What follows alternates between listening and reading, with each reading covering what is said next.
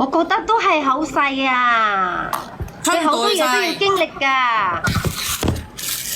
阿媽叻啊，唔係佢個仔叻啊。佢慢慢練啊嘛，慢慢磨練，佢以後就會做大老細嘅啦。姐姐，我想問你啊，佢依家已經畢業出嚟，起碼都有5、6年、6、7年啦，都仲要慢慢磨練，練到幾時啊？我想問一句。練到60歲、65歲退休，63歲退休啊！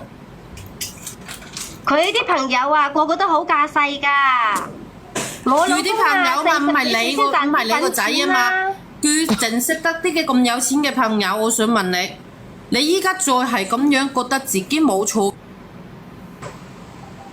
嗰啲工唔好啊嘛，做有咩用啫？棉花糖你有10分鐘嘅棉花糖啊？唔係嘛？係因為唔能夠講呢個乜嘢代乜嘢嘅呢兩個字，封10分鐘棉花糖。啊，姐姐啊，我想問下你啊，你個大仔係咪你生嘅啫？今日執翻嚟。係啊，點會唔係啫？我以為你領養翻嚟嘅啫。點會呢？咁點解如果佢唔係你領養翻嚟嘅，點解會咁嘅？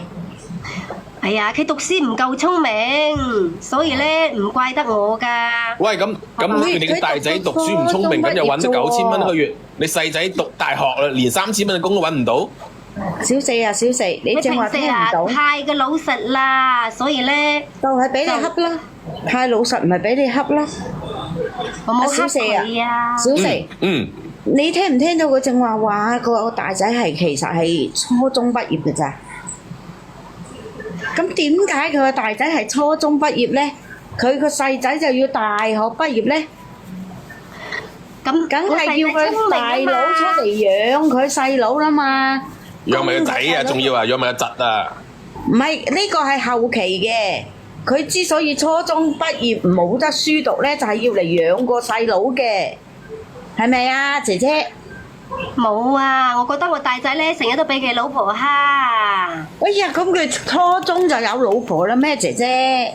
我係問你點解個大仔初中畢業啊？依家同佢祭祀，我都覺得我個第三婆都成日蝦佢噶。我依家就咁。阿靚女，你正面回答我個問題啦！你而家又滾去指去佢新抱做咩啫？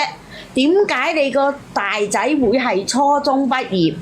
嗰陣佢未娶老婆啊，邊鬼個恰佢啫？就係你恰佢啫嘛！我點會恰佢啫？佢自己咁你應我啦，點解個大仔會初中畢業就要出嚟做嘢？佢考上咗㗎，嗰時我一個人湊2個仔辛苦啊嘛，咁佢自己話要出嚟供細佬啊嘛。聽到未啊？佢個大仔唔係讀唔到書啊，係犧牲自己，係成全係要佢出嚟養個細佬啊！你聽唔聽到啊？咁咪咯。咁成個故事唔係就係圍繞佢個細仔嚟轉咯。你嘅細仔仲唔懂得感恩，仲要不斷咁索取，不斷咁壓自己主動話榨。出嚟揾嘢做㗎嘛。佢而家係嫌個新抱大新抱冇得生，人哋兩個身體都係好好㗎，生得到係遲早嘅事嚟㗎。咁你可能人哋唔生住咧，姐姐啊？係啊，呢個係遲早嘅事。再加上一樣嘢咧，倒數第一咪係邊個嚟㗎？係我啊！哦，我唔知你邊個嚟㗎，我哋繼續講。嗱，小婉姐姐，我同你講，其實女人咧生唔到咧，有好大部分係因為壓力太大啊！生活壓力啦，工作壓力啦，同埋情緒壓力啦，好多種。佢嘅壓力啦。咁我3個吸血鬼喺屋企喎，點生啊？家婆又吸血，個侄仔又吸血，個細佬又吸血。係啊，我就係同小四一樣咁嘅諗法啊！變態啊！你明唔明啊？小四而家佢兩公婆已經係養5個人啦，一家人講得咁難聽嘅，已經係無條件養5個人啦，連埋佢哋自己點養個小朋友添啊？一個細仔仲。咁我想問下你咧，咁你而家係講啱先，你話點解又講到乜嘢？講到趕走定係點樣啊？唉，聽人講啦，就係我細仔唔開心，我數10號咧就係喺佢面前成日講我啲話佢懶嚟扶唔上壁啊，又話點啊，又話白讀書啊，講嗰啲嘢咯。後尾我細仔咧發脾氣就打咗佢幾巴咯。咁你做乜打人哋啊？個叔仔冚咗個大嫂幾巴啊？一齊住噶嘛，有咩仔咯講嘢邊個頂你順啦？係咪啊？我都頂唔順啦。呢位阿姨有講錯咩？仔幫你養埋，老母幫你養埋，咁扶發子仲扶唔上牆，咁唔係爛泥扶唔上牆，仲係乜嘢啊？垃圾啦，直情係啊！仔都幫你養埋啦，養到6、7歲仲要啦。打個大嫂啊！點垃圾啊？我都唔明白。垃圾都唔同佢同類啊，小四。垃圾都仲有用啊，可以堆下田，又可以去嗰啲。幫我點讚上個粉絲燈牌同埋人氣票啊！仔都幫你養埋啦，咁樣扶發子都扶唔起，仲係爛泥扶唔上牆。哇！真係咩人嚟啊？咩嘢啊？佢到以後要做大老細噶嘛，係咪先？俾個官你做以後好唔好啊？你講個仔垃圾，你有幾多歲啊？你冇理我幾多歲，我唔至於好似你仔咁差。我有車有樓，你係跑你吹啊你係跑外賣啊，定係開滴滴啊？我執垃圾執到有車有樓，你吹啊？我喺路邊執垃圾㗎，我都執到有車有樓。小四咧，嗱，我同你講下，人哋嘅小四咧就唔夠你個細仔大，但係人哋事業有成，有車有樓，講句説話都響當當。我個大新抱講嘢惡毒㗎，你知唔知啊？你就惡毒啦，仲話個大新抱惡毒。唉，如果我係你大新抱，仲冇咁善良啊，仲養埋你啊，成家人。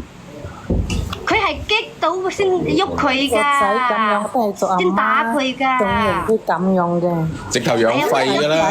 咁你啊家人啊，夠激到你個大新抱啊，冇定頭啦，佢會唔會出手打你啊？阿姨，唔係打佢啊，佢個細仔打佢個大新抱啊！我知啊，我就話佢正話應啊嘛，話個大新抱激到佢個細仔點先打佢啊嘛，我話咁你夠激到個大新抱咁啦，點解個大新抱唔出手打你呢？如果係打你嘅有理喎，其實一件事大家都有錯㗎，你喺度噏，係嘛？啊，點有錯咧？不停咁樣攻擊佢，啲男人嚟㗎嘛，要自尊㗎嘛，你咁樣講佢梗係喐你㗎啦，係嘛？咁你自己都唔自愛，點會有自尊呢？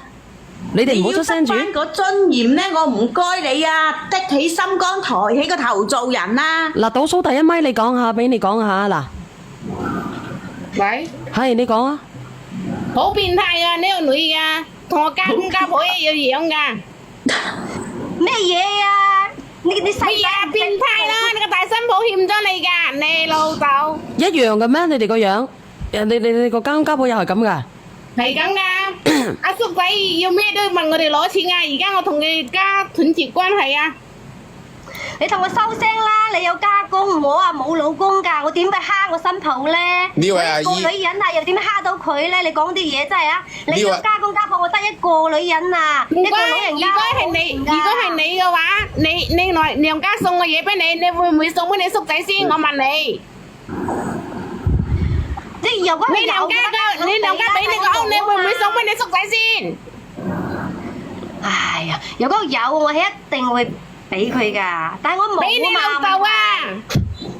我聽你嘅把聲，你都唔係好新抱㗎，咁鬼惡。你睇一個老人家，人都唔係好家婆㗎，衰家婆。呢位阿姨，你聽我講先，你一定要保你個仔發達啊！咪你咁個廢柴仔啊，到時你養老成問題，得罪你新抱，水都冇啖你飲啊！可以咁講。等陣啦，放佢去養老院嗰度都好咋。阿小咁四衰啊，㗎，咁樣講我真係啊！小四，咩嘢啊？我要個細仔我諗起我哋直播間啊，有一個叫往後餘生嘅，佢成日都口頭禪就講往後餘生。嗱，我同你講啊，幫我點讚上個粉絲燈牌同埋人氣票。